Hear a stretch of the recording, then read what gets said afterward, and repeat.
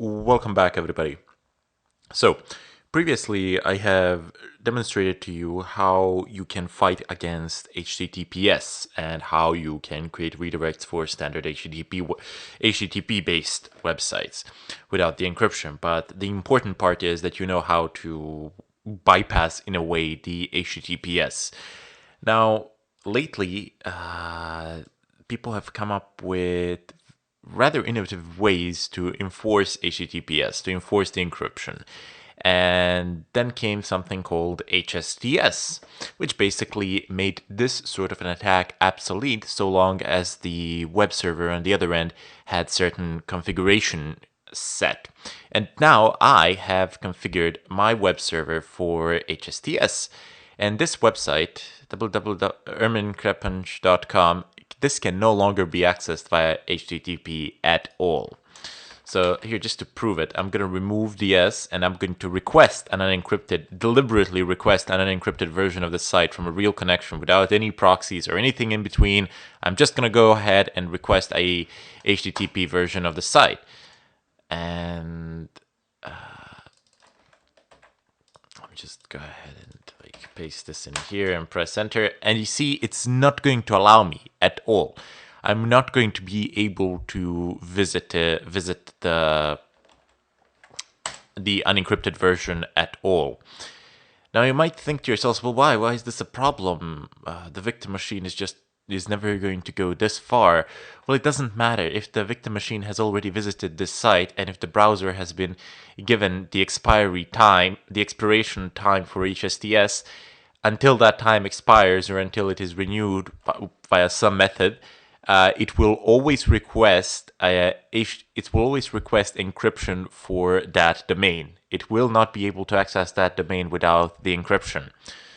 So as you can see on Kali, we have DNS Chef running, the hotspot is active, the web server is active, and my victim machine is actually still connected to the honeypot that we have created.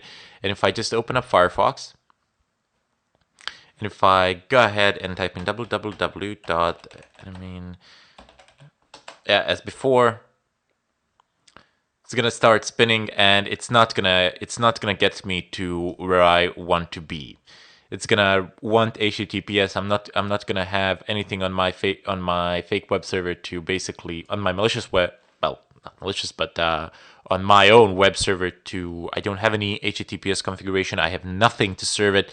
And therefore, I am going to get redirected here. This is the case, for example, with Google and PayPal and Facebook and all of these sites. They've implemented this wonderful mechanism whereby they mediate and prevent this sort of attacks. Now, if you want to battle against this, you need to have. There are two things you can do. You can mess around with the network time protocol and mess around with the updates for the requested updates for whether the site should still continue to be accessed via HTTPS or not, because there is an expiry date for this thing.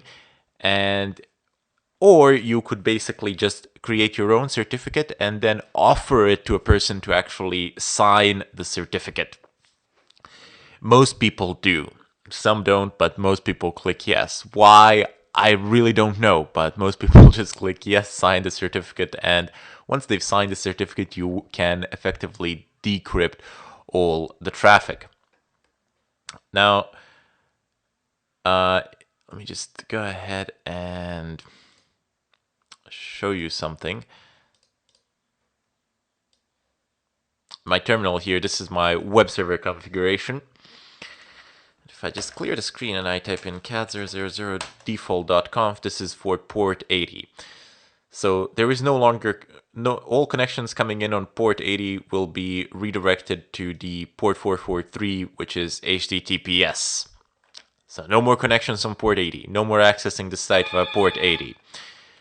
And if I go ahead and type in default SSL.conf, I have the header always set strict transport security, so nothing else works.